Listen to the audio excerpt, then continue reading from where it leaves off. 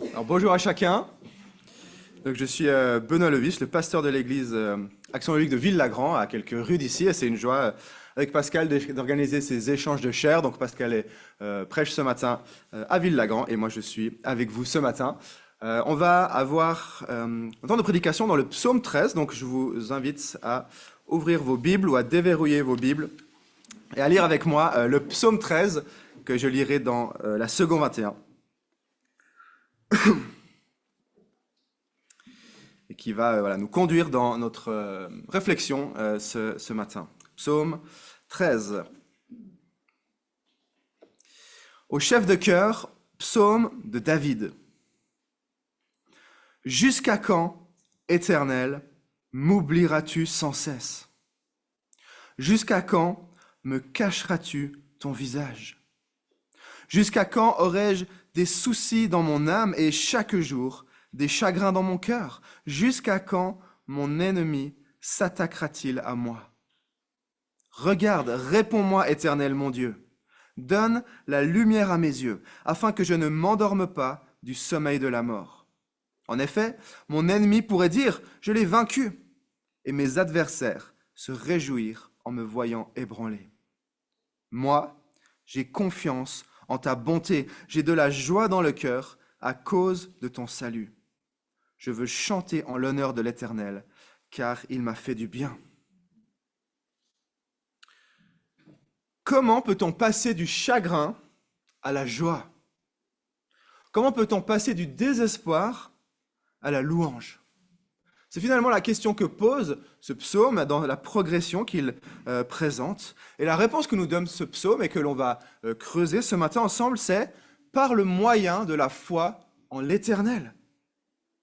Comment passer du chagrin à la joie et du désespoir à la louange? Par le moyen de la foi en l'Éternel.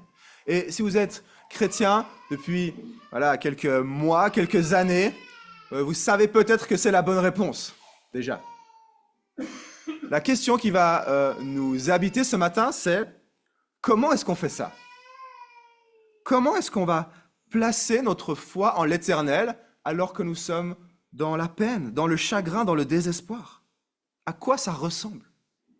Et avec l'exemple du roi David qui a écrit ce psaume, eh bien, nous allons nous laisser défier dans notre manière, dans notre expression, de placer notre foi en Dieu dans l'épreuve. Avant que l'on commence à réfléchir à cette progression qui nous est présentée par ce psaume, eh bien, rappelons simplement que les psaumes sont le livre de prière des croyants de l'Ancien Testament. Et d'ailleurs, on voit au verset 1 que ce psaume est adressé au chef de chœur, parce que c'était chanté à l'époque, il y a plusieurs siècles de cela. Et puis, c'est écrit par David, on le voit au premier verset également, psaume de David. David, vous vous rappelez certainement, est le roi choisi par Dieu pour diriger son peuple. Et on le situe à environ moins 1000, donc 1000 avant Jésus-Christ, c'est à ce moment-là que le roi David a vécu. Alors comment exprimer sa foi dans l'épreuve? Comment passer du chagrin à la joie?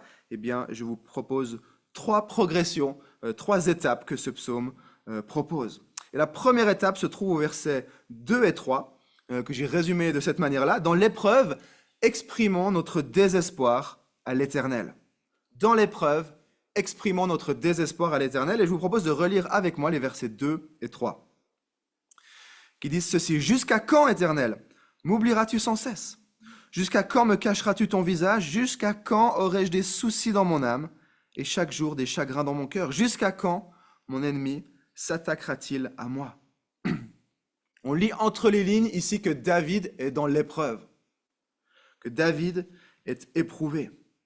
On parle ici d'un ennemi qui s'attaque à David, mais on ne sait pas de quel ennemi il s'agit. Ce psaume ne nous parle pas, ne nous donne pas davantage de contexte. Et si vous connaissez la vie du roi David, vous savez qu'il a eu plusieurs ennemis, Saül, le roi Saül, mais aussi son fils Absalom, d'autres personnes qui se sont attaquées à lui. Mais non seulement ils se sont attaqués à David, au roi David, mais finalement s'attaquer à David, c'est aussi s'attaquer à Dieu qu'il a choisi et couronné comme roi. Et donc ces ennemis, cet ennemi, on ne sait pas qui c'est, ultimement s'attaque à Dieu. puisqu'il s'attaque à celui que Dieu a choisi.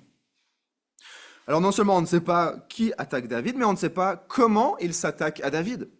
Peut-être est-ce par de la calomnie, par des rumeurs qui visent à réduire sa réputation ou calomnier sa réputation. Peut-être est-ce par une tentative d'assassinat, peut-être par de la trahison, peut-être par des manœuvres politiques, on ne sait pas.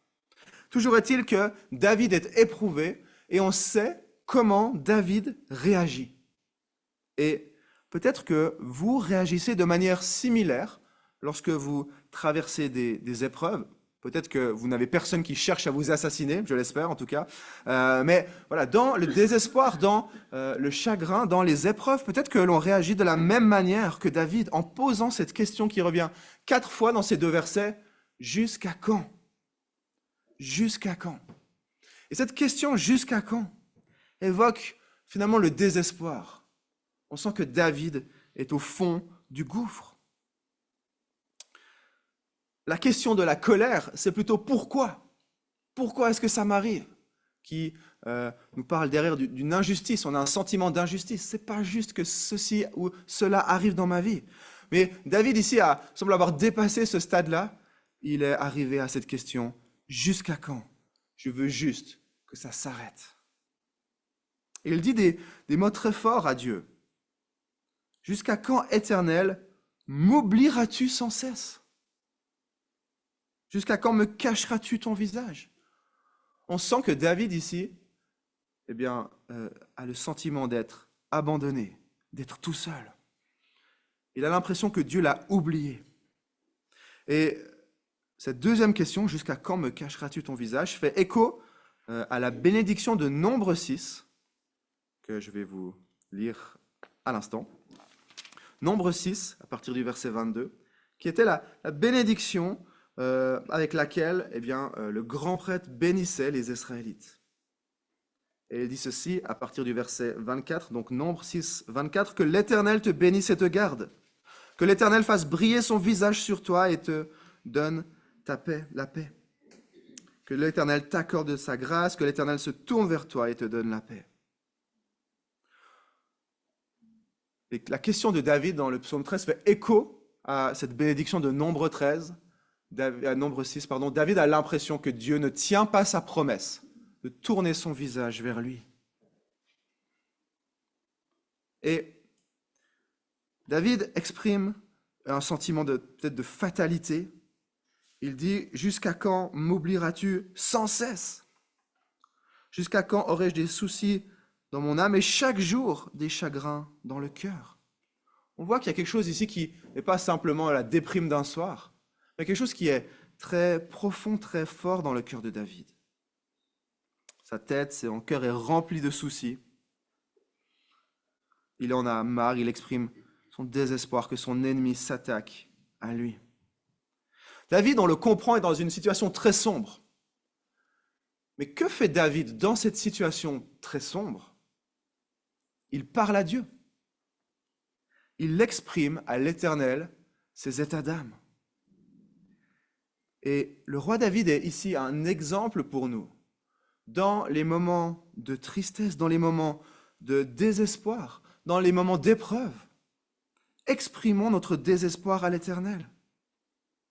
David ne dit pas « Dieu, tu n'existes pas, alors je ne veux plus rien à faire avec toi ». David dit « Mais Éternel, pourquoi tu m'oublies ?» David ne s'enferme pas dans le silence. « Eh bien, Dieu, puisque tu ne me réponds pas, eh bien, je vais te montrer que je suis fâché et ne plus te parler. » Non, David exprime à Dieu ses états d'âme. Et je crois que c'est un exemple pour nous. Dans l'épreuve, confions à l'Éternel notre désespoir. Exprimons ce que nous avons sur le cœur. Pas avec une prière forcément toute belle et toute lisse, mais avec la réalité de ce qui se passe dans nos cœurs. Et c'est marquant de voir que, peut-être avec le tout petit peu de foi qu'il reste à David, eh bien, David s'exprime à Dieu. Et de la même manière, avec peut-être le tout petit peu de foi qu'il vous reste, tournez-vous vers l'Éternel et confiez-lui vos états d'âme. Dieu vous entend, Dieu vous écoute. Donc dans l'épreuve, premièrement, exprimons nos états d'âme à l'Éternel. Exprimons notre désespoir à l'Éternel. C'est la première marche, c'est la première étape de ce psaume. Mais ce psaume continue au verset 4 et 5 dans, si on veut, la deuxième étape de cette démarche de prière, de cette prière, et que j'ai résumé de cette manière: dans l'épreuve, demandons à l'Éternel d'intervenir selon sa promesse. Après avoir exprimé notre désespoir, eh bien, demandons à l'Éternel d'intervenir selon sa promesse. On va creuser un petit peu les versets 4-5 que je vous propose de relire.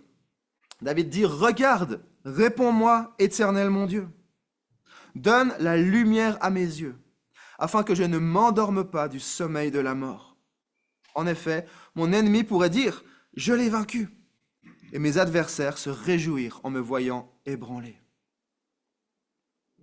Après avoir exprimé son désespoir, David demande à Dieu d'intervenir. On a des impératifs ici. Regarde, réponds-moi, donne la lumière à mes yeux. David demande à Dieu d'intervenir. Et David s'exprime à Dieu en disant « Mon Dieu, éternel, mon Dieu » au verset 4. Et c'est très fort, parce que pour David, eh bien, l'Éternel n'est pas le génie dans une lanterne qu'on appelle quand on passe par un moment difficile et que l'on oublie dès que les choses se stabilisent. Il y a ici une relation proche et intime. Dieu est le Dieu de David, c'est son Dieu. Pas dans le sens que David possède Dieu, comme il pourrait dire c'est mes bottes, c'est mon Dieu, mais dans le sens que l'Éternel est le Dieu de David et que l'Éternel en fait choisit David pour qu'il soit son roi. Il y a une relation proche et intime. Et donc pour David, Dieu reste son Dieu quand tout va bien, et Dieu reste son Dieu quand les choses sont difficiles, quand il est dans l'épreuve. Il s'y accroche. Et avec le peu de foi que David semble avoir, en tout cas au début du verset du psaume, eh bien David demande à Dieu d'intervenir alors même qu'il vient d'écrire que Dieu l'a oublié. C'est la foi en action. David sait que, au final, l'Éternel est sa seule option. David ne se cherche pas un autre Dieu. David ne va pas s'ouvrir une troisième bière pour diluer son chagrin. David ne commence pas un 4e épisode d'une série Netflix pour anesthésier ses pensées. David s'exprime à Dieu et lui demande d'intervenir. Il lui dit « Eh oh, regarde-moi, réponds-moi, interviens !» Il y a quelque chose de très brut, en fait, de très honnête. Et David demande 3 choses à Dieu. Premièrement, il demande de lui donner de la lumière à ses yeux. Donne la lumière à mes yeux, afin que je ne m'endorme pas du sommeil de la mort. Et ici, voilà, les psaumes sont de la poésie, et ici on a une image poétique de la mort. Hein. Donne la lumière à mes yeux, fais-moi vivre. Et tout croyant sait que sa vie est entre les mains de Dieu, mais l'épreuve révèle en fait cette dépendance totale d'une manière très claire. Et les questions que David a posées jusqu'à quand font peut-être penser à des syndromes de dépression ou à des pensées suicidaires. Finalement, la personne pour qui le suicide semble être la seule option a échoué à répondre à cette question jusqu'à quand, et pour lui, la mort, malheureusement, devient la seule réponse qui tienne la route. Et pour des personnes qui passeraient par des moments extrêmement sombres, où ce genre de questions, jusqu'à quand, projettent des réponses tout aussi sombres, eh bien, rappelons-nous que la vie se trouve en l'Éternel. Dieu la tient entre ses mains et qu'il donne la lumière à nos yeux pour que nous ne mourions pas. C'est la première conséquence de l'intervention de l'Éternel, que David ne meurt pas. Mais également que ses ennemis ne puissent pas dire « je l'ai vaincu ».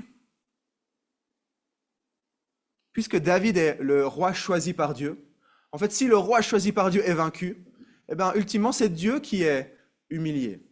C'est la réputation de Dieu qui en pâtit. Et David ici dit, mais Dieu finalement intervient pour ne pas que ton nom soit sali et qu'on ait l'impression que tu es un piètre Dieu. Finalement, David demande que ses adversaires ne se réjouissent pas en le voyant ébranlé. Il y a un petit peu la même idée que pour l'ennemi qui pourrait dire « je l'ai vaincu ici ». David demande donc à Dieu d'intervenir, mais remarquez que toutes ces choses avaient déjà été promises à David. La bénédiction de Nombre 6, qu'on a lu tout à l'heure, parle de paix et de bénédiction même au cœur de l'épreuve. David demande à Dieu d'accomplir simplement ce qu'il a déjà annoncé, promis. David demande à Dieu la vie. Évidemment, un roi mort ne peut pas servir Dieu. Un roi mort ne peut pas obéir à la mission que Dieu lui a donnée. Et David demande la vie parce qu'il a envie que les plans de Dieu s'accomplissent au travers de lui. David demande également la victoire sur ses ennemis, quelque chose que Dieu lui avait déjà promis, notamment dans 2 Samuel 7. Et ces choses que David demande ne sont pas des choses extravagantes. David demande en fait des choses que l'Éternel a déjà promis. David demande à Dieu d'intervenir selon sa promesse. Et le fait que David ne demande pas des choses délirantes ou qui semblent tomber du ciel nous montre deux choses. La première, c'est que dans cette histoire, David n'a rien à se reprocher. Les épreuves qu'il vit ne sont pas des conséquences de son péché ou de son manque de repentance. Et peut-être que c'est actuellement ce que vous vivez. Vous vivez des épreuves, vous vivez des temps difficiles qui sont liés à votre désobéissance, qui sont liés à votre manque de repentance. Et pour l'employé qui se fait virer parce qu'il a piqué dans la caisse de l'entreprise, en fait, ce n'est pas juste pour lui de demander à Dieu que son patron soit foudroyé. Parce qu'en fait, il est responsable de son licenciement. Il n'aurait pas dû piquer dans la caisse. De la même manière, David, ici, on voit, n'a rien à se reprocher. Et les épreuves qui sont liées à notre propre péché, les épreuves qui sont liées à notre manque de repentance, à notre orgueil, à notre persévérance dans la désobéissance, eh bien, ne commencent à trouver des solutions que dans la repentance devant Dieu et devant les gens à qui on a fait du mal. Donc, avant de prier pour que votre patron soit foudroyé ou que votre voisin glisse dans l'escalier, ce que David fait ailleurs dans les psaumes, où il fait plus ou moins l'équivalent, eh bien, demandez-vous, est-ce peut-être que vous avez une part dans ce qui vous arrive et dans l'épreuve que vous vivez? Et si c'est le cas, eh bien, la réponse, elle est facile en fait. Humiliez-vous, demandez pardon à Dieu, demandez pardon aux personnes à qui vous avez fait du tort. Donc on voit dans ce que David demande que lui n'a rien à se reprocher dans cette situation. Et la deuxième chose que l'on voit, c'est que David base sa foi sur des choses que Dieu a déjà promis, pas sur ses propres désirs, ni sur ses propres projets. Et c'est un marqueur finalement de la maturité spirituelle, c'est un marqueur de la croissance dans la foi, de demander des choses que finalement Dieu a déjà promis. La croissance dans la foi nous amène à désirer et à prier ce que Dieu nous a déjà dit qu'il allait faire. Et c'est pour ça qu'on a régulièrement dans le Nouveau Testament des versets qui disent que tout ce que nous demanderons dans le nom de Jésus, eh bien Jésus le fera. Et ça interpelle finalement si on a vraiment demandé en son nom, c'est-à-dire quelque chose qu'il agrée et avec lequel il est d'accord, quelque chose qu'il a finalement déjà promis. Donc, réfléchissons à ce que nous demandons dans nos prières. Restons vigilants, restons attentifs, parce qu'il est très facile d'enchaîner finalement les déceptions en priant des choses que Dieu ne désire pas et que Dieu a clairement dit qu'il ne le désirait pas dans la Bible. Dans l'épreuve, donc, demandons à Dieu d'agir selon sa promesse. Il y a des temps pour exprimer ces états d'âme sans filtre, et David le fait régulièrement dans les psaumes. Mais cette, d'une certaine manière, embryon de foi qu'il y a lorsqu'on s'adresse à Dieu dans l'épreuve doit grandir et amener à demander à Dieu d'agir selon sa promesse. Demandons donc des choses que Dieu veut. Et lisons la Bible, lisons l'Écriture pour découvrir ce que Dieu veut. Peut-être que vous n'avez aucune idée de ce que Dieu veut. Lisez la Bible et vous découvrirez pléthore de choses que Dieu désire pour vous, pour votre prochain et pour le monde. Demandons donc à Dieu d'agir selon sa promesse dans l'épreuve. On a une troisième et dernière étape dans ce psaume. Après avoir exprimé notre désespoir à l'Éternel, après avoir demandé à Dieu d'intervenir, eh bien, le dernier verset nous encourage à placer notre confiance en l'Éternel qui sauve dans sa bonté. Dans l'épreuve, plaçons notre confiance en l'Éternel qui sauve dans sa bonté. Lisons le verset 6 pour mieux l'avoir en tête. Moi, j'ai confiance en ta bonté. J'ai de la joie dans le cœur à cause de ton salut. Je veux chanter en l'honneur de l'Éternel, car il m'a fait du bien. On a vraiment une progression, hein. David passe un cœur rempli de chagrin, jusqu'à quand aurais-je chaque jour des chagrins dans mon cœur, à un cœur rempli de joie. J'ai de la joie dans le cœur. Et quelque chose qui a été décisif, c'est la prise de position de David, que l'on voit dans le premier mot du verset 6. Il dit « Moi, voilà ce que je vais faire. Moi, j'ai confiance en Dieu, en sa bonté. Je vais tout miser sur Dieu. Je ne vais rien miser sur moi-même. Je ne vais rien miser sur mes compétences. Je ne vais rien miser sur mon caractère. Je ne vais rien miser sur un changement de circonstances. Je vais tout miser sur Dieu. » Et David ici a l'attitude contraire du méchant qui, dans les psaumes, est régulièrement décrit comme ayant confiance en lui-même, comme étant un arrogant, comme étant orgueilleux. David a confiance en Dieu, mais plus précisément, il dit qu'il a confiance en sa bonté, en la bonté de Dieu. Ce mot, traduit par bonté ici, en hébreu, parce que l'Ancien Testament, les psaumes ont été écrits en hébreu, majoritairement, a une portée plus riche que simplement bonté. Ça nous parle en fait de l'amour ou de la bonté fidèle de Dieu dans le cadre de son alliance. Dieu a fait alliance avec son peuple et il lui a promis qu'il lui manifesterait de la bonté et de l'amour. Et donc, la confiance de David, elle est liée, elle est basée sur le caractère de Dieu. Dieu est le Dieu fidèle qui tient son alliance. Et parce que David se rappelle que Dieu est ce Dieu fidèle qui tient son alliance, eh bien David peut avoir confiance en lui et il peut avoir de la joie dans le cœur. Parce qu'il sait que Dieu va intervenir d'une manière conforme à sa promesse. Si Dieu est fidèle, eh bien Dieu interviendra. Et donc, il peut avoir de la joie par anticipation, en sachant que, d'une manière ou d'une autre, Dieu va accomplir ses promesses. Et cette joie le pousse à chanter. J'ai de la joie dans le cœur à cause de ton salut. Je veux chanter en l'honneur de l'Éternel, car il m'a fait du bien. Cette dernière phrase du psaume 6 peut aussi être traduite au futur. Je chanterai à l'Éternel, en l'honneur de l'Éternel, car il m'a fait du bien ou car il me fera du bien. Et cette dernière phrase de ce psaume nous pose la question du timing, du laps de temps. On a l'impression que c'est assez simple dans ce psaume. Il y a 6 versets. Et on peut avoir ce sentiment que David a écrit les versets 2 et 3 le matin à 9h30, les versets 4 et 5 vers 15h, et le verset 6 à 19h30, et qu'en une journée, tous ces problèmes se sont évaporés. Son épreuve a duré moins de 12 heures, incroyable. Et on lit ça, et on se dit, moi, ça fait des semaines, des mois, des années que je vis des choses difficiles, que j'ai l'impression que Dieu m'oublie, que je prie en disant, Seigneur, interviens, mais que rien ne semble se passer. La réalité, c'est qu'on n'a aucune idée en combien de temps David a écrit ce psaume. On n'en sait rien.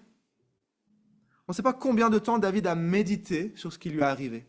Peut-être que ce psaume, c'est le fruit de 25 ans de galère et qu'après coup, il a pris le temps de réfléchir à ce qui lui est arrivé et que, inspiré par le Saint-Esprit, il a écrit ces 6 versets qui résument quelque chose qui est beaucoup plus grand. On ne sait pas. Et même au verset 6, l'épreuve n'est sûrement pas terminée pour David.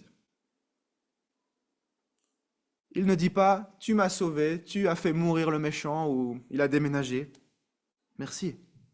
Non, il dit, j'ai confiance. Donc il y a ici une anticipation de ce qui va se passer dans le futur. Il s'attend à ce que Dieu intervienne, il est confiant que Dieu agira, mais l'épreuve, il y est encore. Ce qui a changé, c'est comment David expérimente cette épreuve. Il s'est rappelé que l'Éternel est bon, qu'il ne le laissera pas tomber. Alors il place en l'Éternel sa confiance. Plaçons notre confiance en l'Éternel qui sauve dans sa bonté. Et c'est facile à dire, hein. C'est facile à dire. C'est plus difficile à vivre. Et je vous propose une petite illustration pour nous aider à imaginer à quoi ça pourrait ressembler. Mon fils Arthur, il a 4 ans, et il a eu la varicelle cet été. Et il a fait énormément de boutons. C'était vraiment très impressionnant. Et vous savez, peut-être que si on gratte les boutons de la varicelle, ça fait des cicatrices. Et après, on se retrouve avec des cicatrices sur tout le corps. Et heureusement, la varicelle, normalement, on l'attrape qu'une seule fois dans la vie. Et une fois qu'on l'a, voilà, il faut attendre que ça passe. Et après, on l'a plus jamais. Et Arthur avait énormément de boutons. Et il faisait beaucoup de... En fait, on sentait que ça chauffait, en fait, tellement il y avait des boutons et des plaques partout sur le corps. Et on lui a dit, Arthur, il faut surtout pas que tu grattes tes boutons. Parce que, en fait, si tu les grattes, ça va s'empirer. Ça risque de s'infecter, puis ultimement, ça va faire des cicatrices et ça va se voir sur tout le corps. Imaginez-vous que vous êtes un garçon de 4 ans et que vous expérimentez ça. Votre corps vous brûle de partout, vous avez chaud sur tous vos membres parce que vous avez des boutons et vous avez vos parents qui vous disent « Arthur, il ne faut pas que tu te grattes ». À la place de Arthur, vous n'avez pas envie de faire confiance à vos parents parce que vous avez l'impression que là, maintenant, dans cette situation, la meilleure chose à faire, c'est de se gratter partout parce que vraiment, c'est horrible. Mais on lui a dit, Arthur, voilà, vraiment, si tu te grattes, c'est mieux pour toi de ne pas te gratter maintenant et d'attendre. On va te donner du Doliprane, on va faire des bains avec de la mousse, voilà, de manière à soulager. Mais il faut attendre et il n'y a rien d'autre à faire. Parce que ça va partir, tu vas voir. Et c'était vraiment dur pour lui. Et il nous a fait confiance et on voyait qu'il se retenait de se gratter. Et à des moments, il n'en pouvait plus. Il nous disait « Ah, j'en ai marre !» On lui disait « Ouais, on sait, c'est difficile, courage, c'est bientôt fini, tu verras. » Et voilà. Qu'est-ce qui s'est passé? Après quelques jours, les boutons se sont résorbés et puis les choses sont parties. Mais Arthur, il a dû me faire confiance à ma femme et à moi, qu'on savait ce qui allait se passer, parce que oui, on savait ce qui allait se passer à ce moment-là. La varicelle allait partir. Et on savait ce qui était mieux pour lui. C'était de ne pas se gratter, même si c'était contre-intuitif au moment où ça lui grattait le plus. Eh bien, on est un petit peu la même chose, nous croyants. On vit des choses difficiles, des choses qu'on ne comprend pas, des choses dont on n'a aucune idée de la durée qu'elles vont prendre. On peut dire à Arthur, tu sais, on a déjà passé par là, la varicelle, ça dure quelques jours, mais quand on a des plaques sur tout le corps, c'est pas très aidant d'entendre ça. En tant que croyant, on vit des choses difficiles. Mais au milieu de ces situations difficiles, on doit se rappeler que Dieu est notre bon Père qui nous aime et qui prend soin de nous. On doit avoir confiance dans la bonté de Dieu, qui nous sauve, qui fait concourir toutes choses au bien de ses enfants. On doit placer notre confiance en l'Éternel, qui sauve dans sa bonté. Et près de 1000 ans après la rédaction de ce psaume, un lointain descendant de David, pleinement homme, pleinement Dieu, Jésus-Christ de Nazareth, meurt et ressuscite pour le salut de son peuple. Et en Jésus-Christ, Dieu manifeste sa bonté fidèle. Il sauve son peuple d'un mal bien plus grave et bien plus profond de ce qu'a pu vivre le roi David. Il nous sauve du péché. Il nous délivre de la juste punition pour nos fautes contre Dieu, à savoir l'enfer. Et ce salut à la croix nous pousse à chanter comme David. Ce salut à la croix nous remplit de joie. Et ce salut acquis à la croix nous encourage à faire confiance à Dieu. Parce que même alors qu'on pense avoir été oublié, même alors que les boutons de varicelle semblent dépasser tout ce que l'on a l'impression qu'on peut supporter, eh bien, Dieu est bon et Dieu sauve. Et je vous invite à prier pour terminer.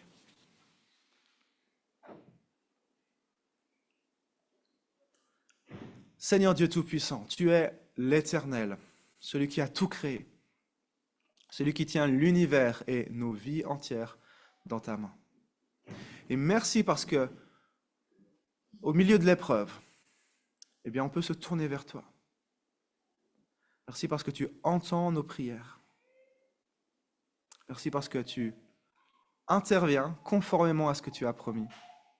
Et merci parce que tu es un Dieu fidèle qui sauve et qui prend soin de tes enfants. Et je prie pour chacun de nous ce matin. Je prie que notre confiance en toi soit renouvelée par ton Saint-Esprit pour que, alors que nous traversons peut-être des temps de difficulté, peut-être que nous allons traverser des temps de difficulté. Seigneur, je prie que nos cœurs soient remplis et renouvelés dans la confiance que tu agis, que tu es bon, que tu es fidèle à ton alliance et que malgré peut-être la souffrance par laquelle nous allons passer ou nous passons, tu restes bon et tu es celui en qui nous trouvons la vie et le salut. Je prie cela pour ta gloire et dans le nom de Jésus. Amen.